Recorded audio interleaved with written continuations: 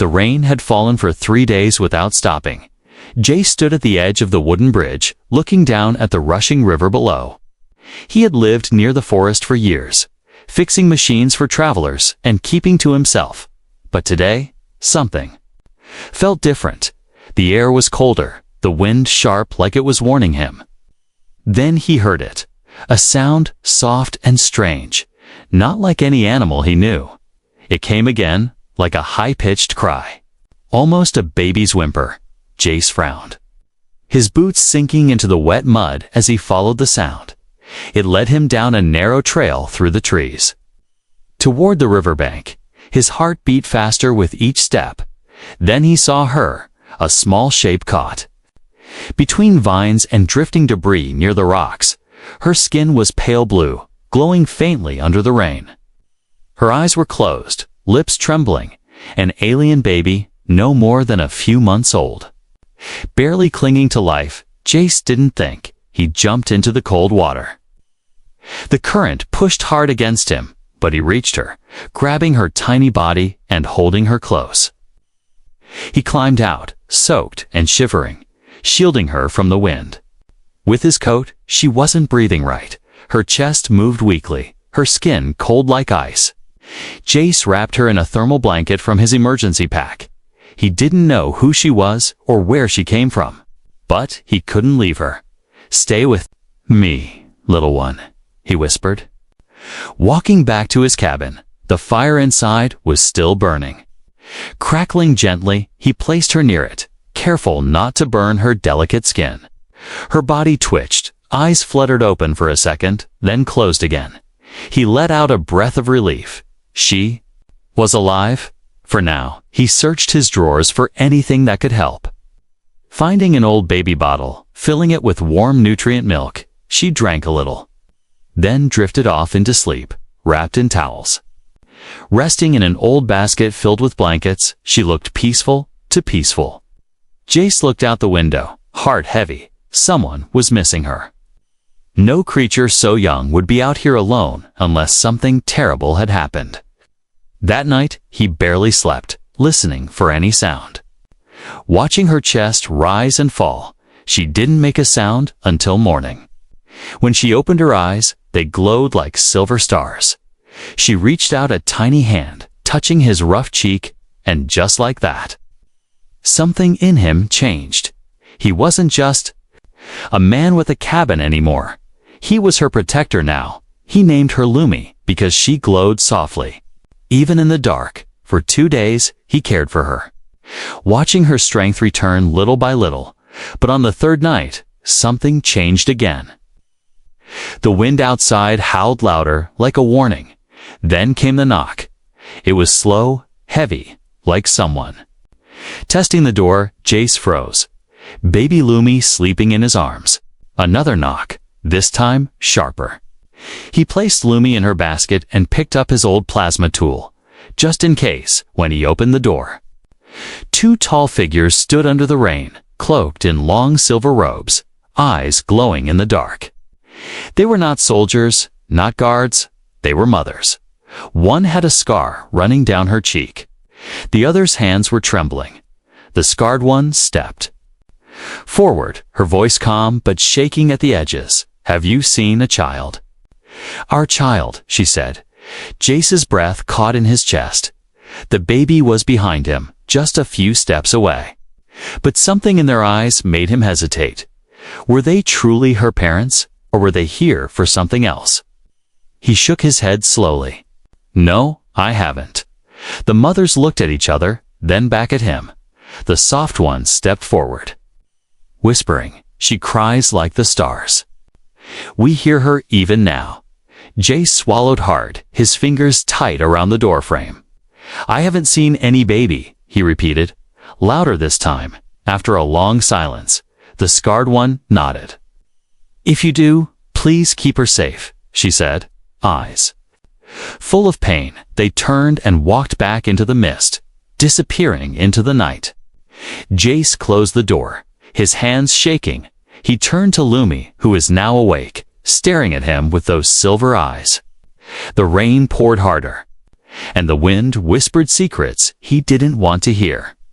He knew now this was no ordinary child, and whatever storm had taken her away was not done yet. Not even close. The rain had stopped by morning, but the mist still covered the trees like a heavy blanket. Jace sat near the fireplace, holding Lumi close. Her soft breathing the only sound in the quiet cabin. His mind kept replaying the night before, the faces of the two alien women. Their glowing eyes, the sadness in their voices. They knew somehow that Lumi was here. He had lied to them, but not because he wanted to. He didn't trust them yet. Not when Lumi looked so fragile, so innocent. She cooed in his arms. Reaching for his face with her tiny glowing fingers, Jace smiled weakly. But a knot of fear stayed in his chest, suddenly. A faint sound outside broke the silence. Crunch, crunch. Someone was walking slowly across the wet leaves. Jace's body tensed. He gently placed Lumi back in the basket and grabbed his plasma tool. Through the fogged-up window, he saw two shadows standing still at the edge of the trees. A knock came. This time soft, not like before. He didn't answer right away. He waited, breath held, then a voice. Muffled but clear. "Please, we don't mean harm." It was the gentler one. The same voice from the night before. Jace opened the door just a little, enough to see both women clearly. They looked tired, soaked from the rain, but their faces held. No anger, only worry. "We know she's here," the scarred one said quietly. "We can feel her." Jace said nothing. His eyes narrowed. "Who are you?" he asked. The softer one stepped forward, her hands raised, palms glowing faintly. "My name is Nyari. This is Vara," she said, nodding to her partner. "We are her mothers." Jace's eyes widened slightly, but he didn't move. "She was in the river," he said slowly. "She nearly died." Vara nodded, her voice sharp with guilt. "We were running. They found us near the cliffs. We jumped into the river with her. But the current. We lost her." Nyari's eyes filled with tears. "We've searched for 3 days. We thought she was gone." Jace looked back at the basket where Lumi now sat up, blinking sleepily, her glow brighter than before. "She's safe," Jace said, voice soft now, "but I didn't know who would come for her." Vara stepped closer, but not past the doorway. "We don't blame you," she said, "in these lands. Trust is rare." Jace let them in, the warmth of the cabin wrapping around them. Nyari gasped when she saw Lumi running to kneel beside the basket, tears streaming down her cheeks. Lumi looked up, confused for a moment, then gave a small smile, reaching out. Vara knelt beside them, placing her hand gently on Lumi's chest, her eyes glowing softly. A warm hum filled the room, like a heartbeat. "She's bonded with you," Vara said, looking at Jace with something close to respect. "She feels safe." Jace sat down slowly, overwhelmed by the moment. He had lived alone for so long, fixing machines, trading parts, avoiding trouble. Now he had an alien baby in his home, and 2 rebel mothers crying in his cabin. "What happens now?" he asked, his voice hoarse. Nyari looked at him with tired eyes. "We're being hunted, not for what we did, but for who we are." Vara added, "Lumi's birth was forbidden. Our union is not allowed by the Imperials. They see her as a threat." Jace stared at the fire, the weight of their story settling deep in his bones. "They'll come for her," he said, more to himself than to them. Vara nodded. "They will, unless we disappear again." Nyari's voice cracked. "But we're wounded, and she's just a child. We don't have many options left." A long silence followed, broken only by the fire's quiet crackle. Then Lumi made a sound, soft and musical, like a chime in the wind. All 3 adults turned to look at her. She stared back with wide silver eyes, glowing faintly in the dim cabin light. In that moment, something unspoken passed between them. A bond not of blood, but of care, survival, and choice. Jace stood up, rubbing his hands together, his voice steady. Then you'll stay here.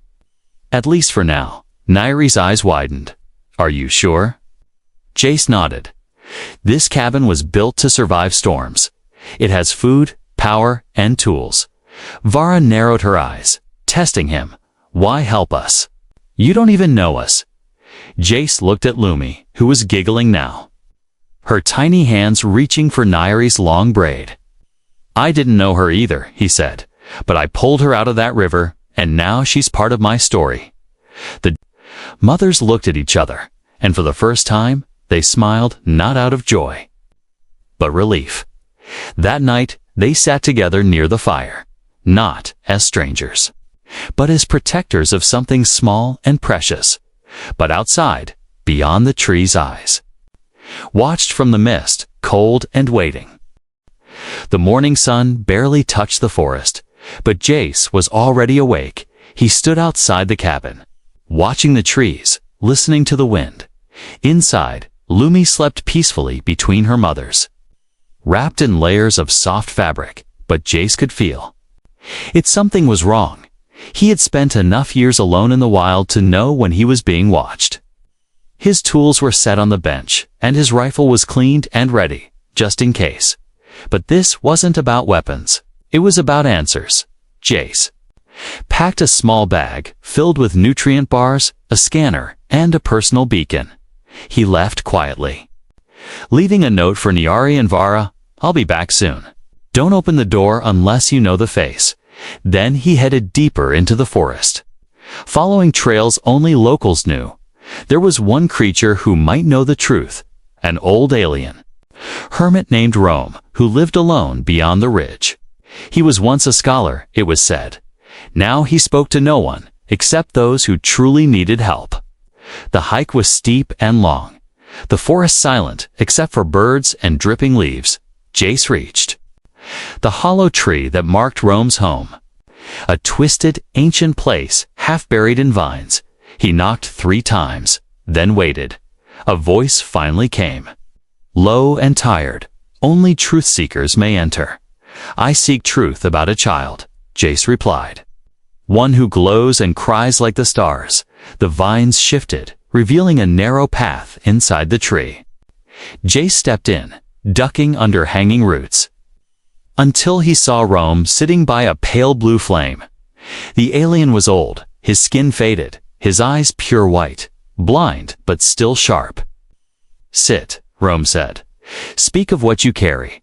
Jace told him everything. From the moment he found Lumi in the river to the mothers arriving at his door, Rome didn't move, only listened, his hands resting on a long wooden staff. When Jace finished, silence filled the space. Then Rome whispered, She is not just a child, she is Lumari born. Jace frowned. What does that mean? Rome sighed. There is an ancient line among the stars, long hidden, long feared. They were children born from love between rebel clans. Across species, across blood, he leaned forward, voice shaking. They shine with both the science of the stars and the spirit of the old worlds. To those who fear freedom, they are dangerous.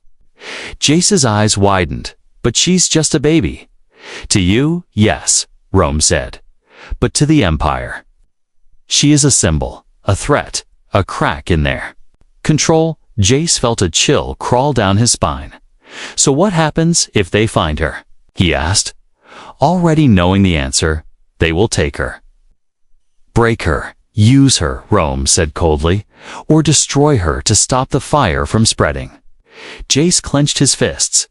Then I can't let them find her. Rome nodded. No, you cannot, but know this, human, from this moment, your life is no longer your own. You are tied to her fate now. Jace stood, his decision made. Then so be it, he said. I won't let them have her. Rome held out a small, glowing crystal. This will hide her energy for a time, but it must be kept close. Jace took it, placing it in a cloth pouch around his neck as he left the hollow. Rome called after him, Guard your fire, human, for soon. The storm will test you when Jace returned to the cabin. The door was open, his heart stopped.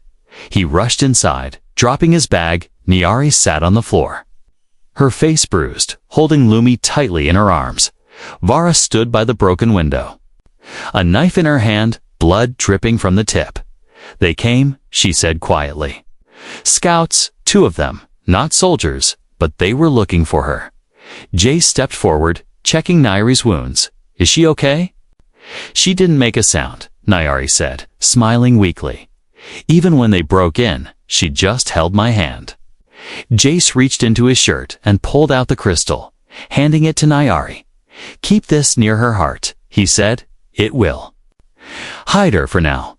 Vara looked at him, eyes narrowing. Where did you get that? From someone who still remembers what hope looks like. Jace said, and he told me what she is. Nyari's hands trembled as she placed the crystal in Lumi's blanket. She'll be safe for a while, Jace said, but now we know. What's coming? Vara nodded, her voice low. We can't run forever. Jace walked to the door, looking out into the woods. No, he said, but we can prepare. The truth was clear now. This was no longer about kindness, or even protection. It was war, quiet and slow, but war still, and he had chosen his side.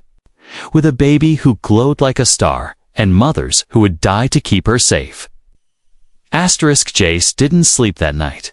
He sat by the broken window with a rifle across his knees, listening to the forest breathe. Every gust of wind, every cracking branch, made his body tense.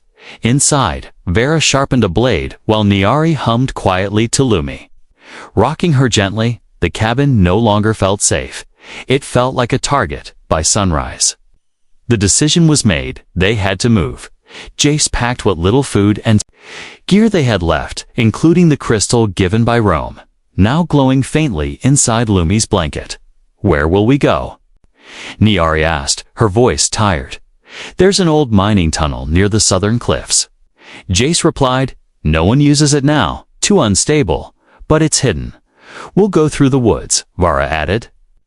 Stay off the trade roads, Jace nodded, slinging the pack over his shoulder, then gently lifted Lumi into the cloth sling strapped to his chest. She blinked up at him, eyes glowing softly, as if she understood. Ready? He asked. The 2 mothers exchanged a look, then followed him into the misty forest. The forest was quiet, too quiet. Even birds weren't singing. Jace led the way, keeping his footsteps light, ears alert. Eyes scanning every tree, Lumi stayed, calm, her tiny hand gripping his shirt. They traveled all morning, hiding under thick branches when they heard engines in the sky. By midday, they reached a stream where they stopped to drink and rest.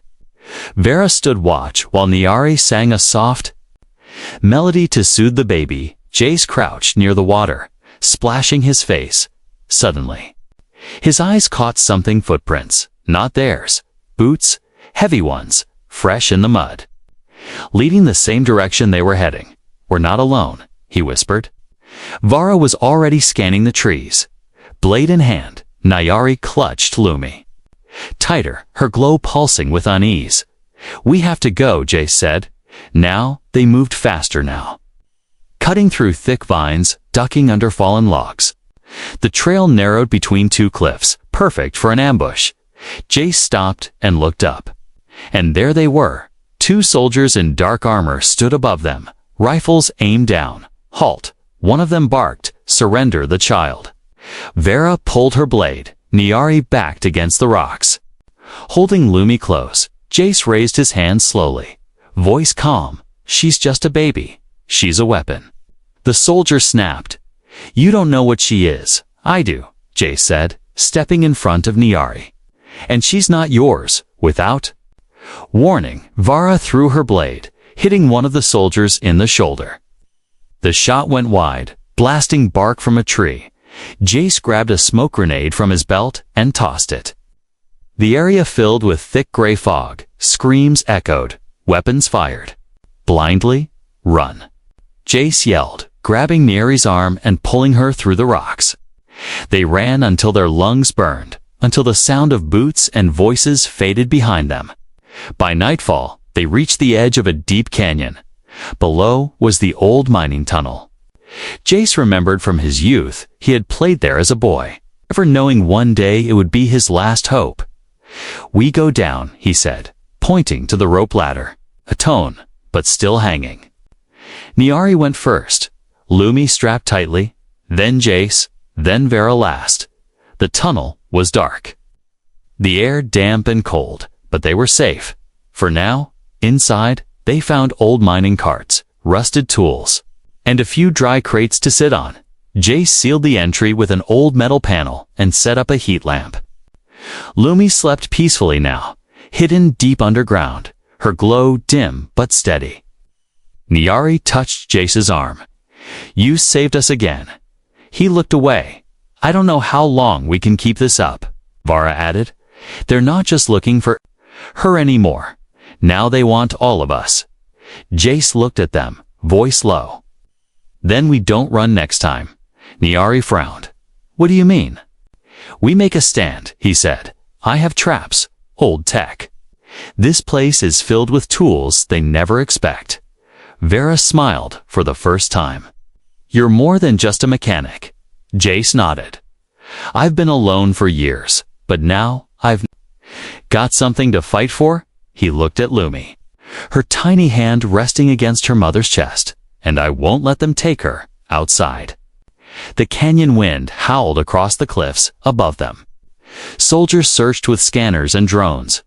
Their orders clear: find the glowing child, no matter the cost. But deep below, in the forgotten dark, a new plan was forming, and the man who once lived in silence was ready to raise hell. Deep in the mining tunnel, the air felt still. Jace moved carefully through the dark, mapping out every old passage and support beam. Niari and Vara sat near the warm lamp, tending to Lumi, who had begun to smile again. It was the first time since the river. Her eyes followed the glow of the crystal tied to Niari's neck.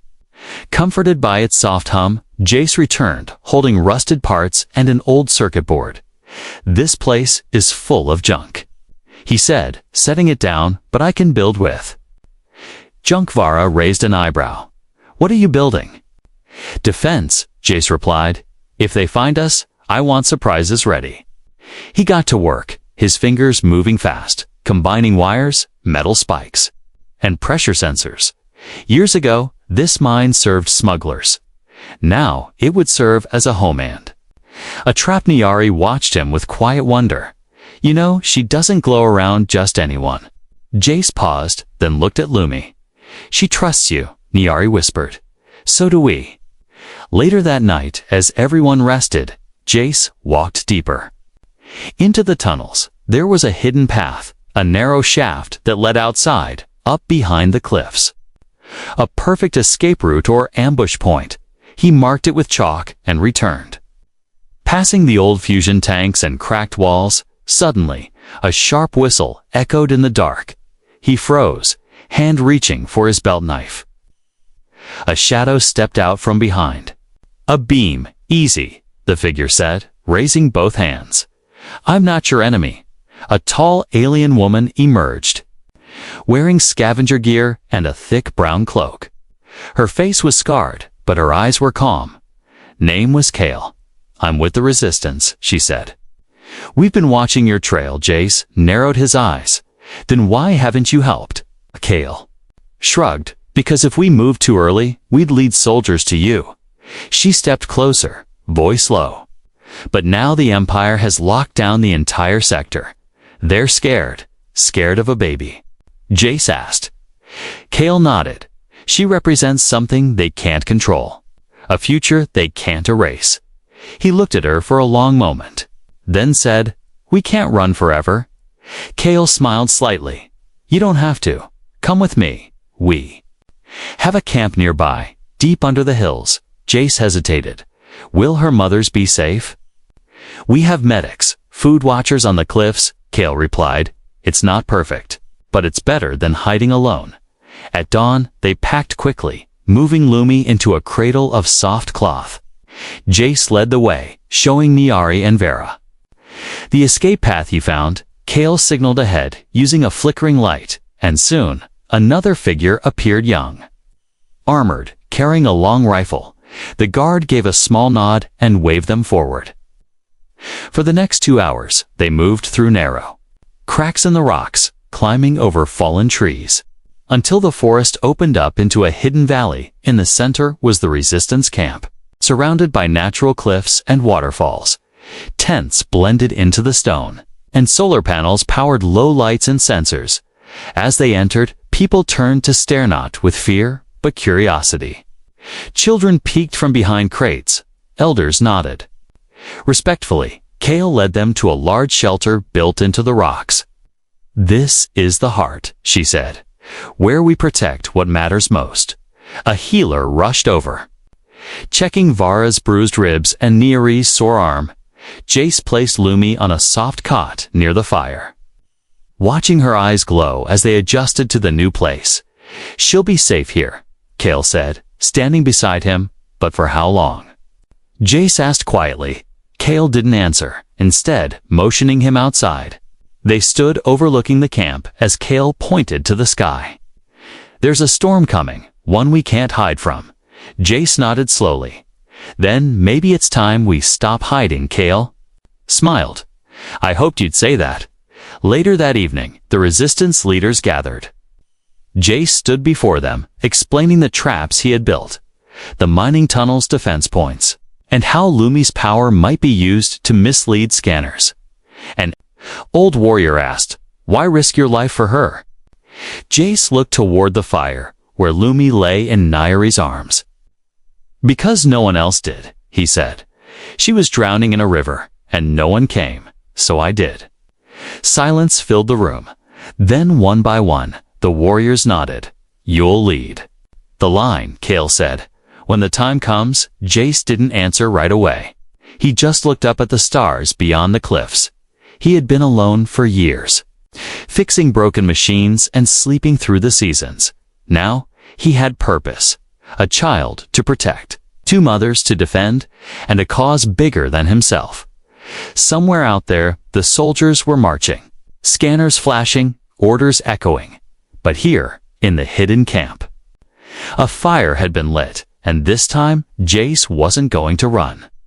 Jace stood on the ledge above the camp, watching the smoke rise from the forest far beyond. It wasn't cooking fires or resistance signals. It was a warning the Empire had reached the outer villages, and they were burning everything in their path.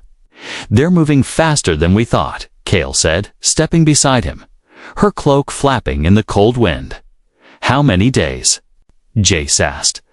"Not days," Kale said, voice grim. "Hours, maybe less." Jace clenched his jaw, staring down at the valley below. Children played by the waterfall. Unaware, elders sat near tents, repairing gear. And inside the rock shelter, Niar held Lumi humming softly. Vara cleaned her blade in silence, her eyes sharp and distant. They had run far, but it was no longer enough. It was time to choose stand and protect what they built, or run again and lose it all. Inside the shelter, Lumi had grown restless. She cried quietly, her glow flickering like a dying star. Niari held her close, whispering lullabies in an old language. "She feels the tension," she said as Jace entered. "She knows something's wrong." Jace knelt beside them, gently brushing Lumi's hair. "She's stronger than we think," he whispered, "but she's still just a child." Vara didn't look up. She kept sharpening her blade. "Let's not pretend we have many choices left," she said. "We can't outrun them forever." Niari looked at Jace. "What do we do?" Jace stood slowly. "We fight." Vara stopped sharpening, her eyes locked on his. "You sure?" Jace nodded. "If we run again, they'll chase us until we drop."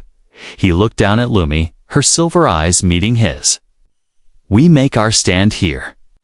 Together, by nightfall, the camp was buzzing with motion. Traps were placed along the cliff paths. Old plasma cells were rigged to explode with tripwires.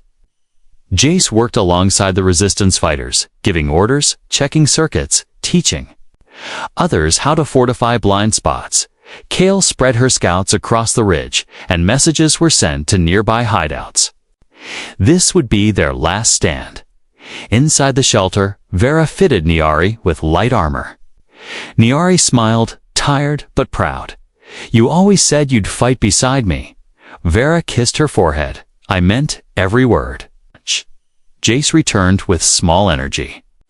Shields salvaged from an old mining loader. He handed one to each of them. "These won't stop a direct hit, but they'll slow it down."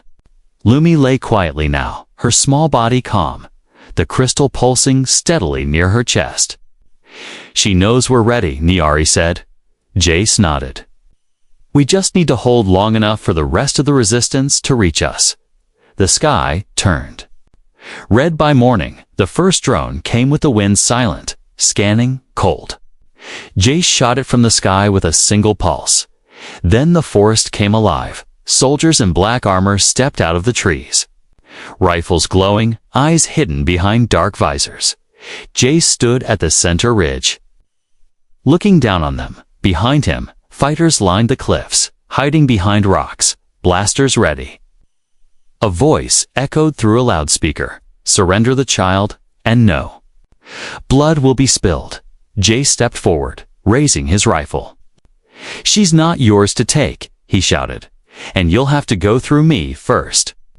The soldiers raised their weapons. Jace whispered into his communicator. Now explosions lit up the ridge. Rocks fell, trees snapped, and the first wave of soldiers was thrown into chaos. The resistance fighters opened fire, covering every path with precision. Vara led a group near the east, slicing through enemy ranks with speed and fury. Niari stayed near the shelter, guarding Lumi with two sharpshooters beside her. Jace moved between fronts, fixing broken shields, reloading weapons, shouting orders. The battle raged for hours.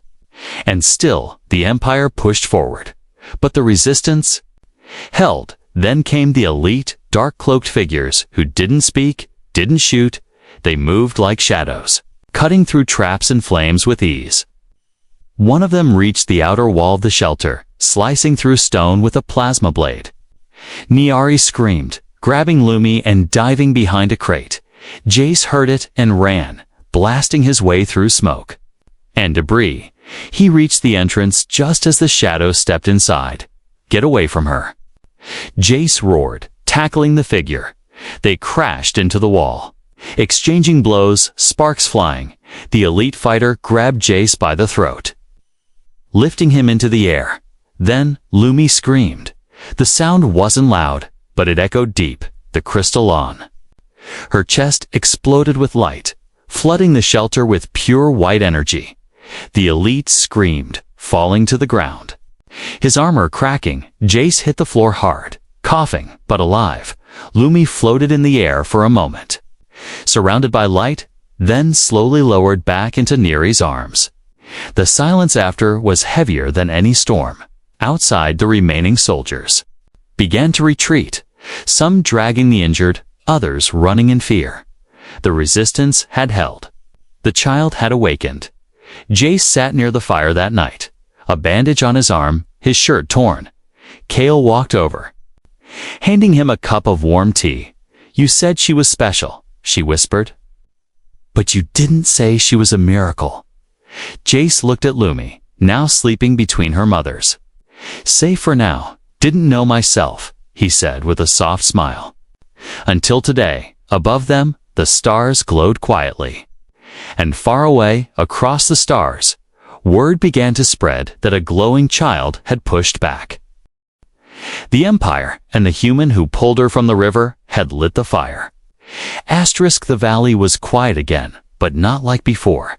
Now it was the kind of quiet that came after fire, after screams, after the world changed. Smoke still curled from the broken trees on the cliffs, and the wind carried the smell of burnt metal and ozone. But inside the shelter, the air was calm.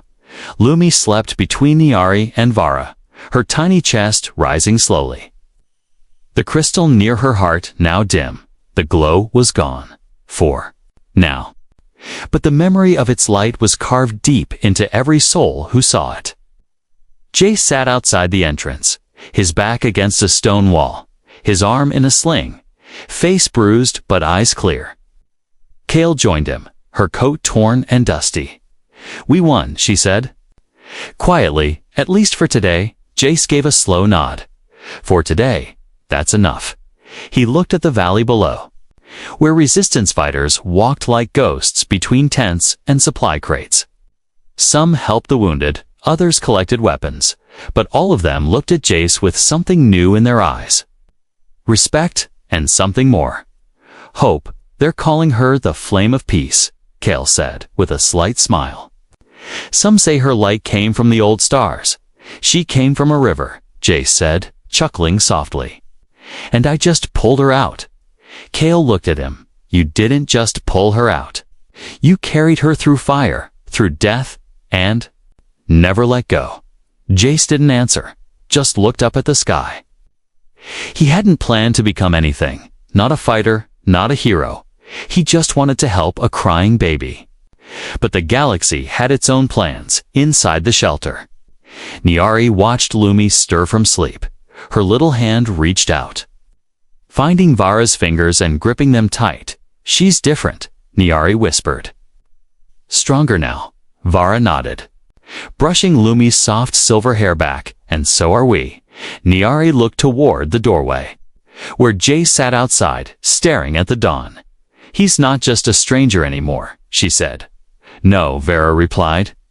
"He's her guardian now." Later. That morning, the Council of the Valley gathered. Warriors, healers, scouts, and leaders formed a circle around the fire pit. Jace stood in the center, Lumi in his arms, wrapped in cloth and warmth. Kale raised her hand. Silence fell over the group. "The Empire came for a child," she said, her voice loud and steady. But they met a wall of fire, of unity, of love. She looked at Jace, and at the heart of that wall stood a human. Murmurs moved through the crowd, heads nodded, eyes turned to Jace. Kale continued. He had no blood ties, no duty, no reward. But he stood, and because of that, we still stand. Jace shifted uncomfortably. "I'm not looking for thanks," he said. "I just couldn't walk away." Niari stepped forward, carrying a small, carved emblem. "We want to give her a name," she said, voice soft but firm. "A name that belongs to all three of us." She looked at Jay's eyes, glistening. "If you will allow it," Jace blinked, caught off guard. "You want me to?" Vara smiled. "Name her the way you saw her first." Jace looked down at the baby in his arms, her eyes slowly opening, silver and soft. He thought back to the river, to the cold wind, the sound of her crying alone. He thought of how she glowed in the dark and lit up the world without even knowing it. "Lumi," he whispered, "because she brought light into the darkness." The crowd was silent for a moment, then clapped. A chant began softly. "Lumi, Lumi, Lumi." That night, the stars seemed to shine brighter. A small celebration was held. Simple food, soft music, and warm fires. Children danced with ribbons. Elders told old stories. And Jace sat between Niari and Vera, Lumi in his lap, giggling for the first time since the river. Kale approached, holding a scroll sealed with wax. "What's this?" Jace asked. Kale smiled. "A declaration, written and signed by all present today, declaring Lumi under the protection of the Valley and the United Resistance." She handed it to him. "You, Jace of Earth, are named her guardian in spirit and law." Jace held the scroll, stunned. I don't know what to say." "Say nothing," Kale said. "Just keep doing what you've been doing." Later, as the fires died down and stars filled the sky, Jace stood at the edge of the cliff, Lumi sleeping against his chest. Niari and Vera joined him, wrapping warm cloaks around themselves. "The war isn't over," Nyari said quietly. "No," Jace replied, "but we're not alone anymore." Vera looked at him, her voice softer than ever before. "You could have walked away." Jace shook his head, not from her. He looked at the stars, then down at Lumi. "She didn't ask to be born in war, but now that she's here, we'll make sure she lives with love." Nyari leaned her head on his shoulder. Vara placed a hand over his 3 hearts from 3 different worlds, now bound by something greater than fate, and far above them, in quiet places where whispers turned into legends, a new story began to spread, the story of a glowing child. Her rebel mothers and the human who saved them, not with power, not with politics, but with love, with courage, with light.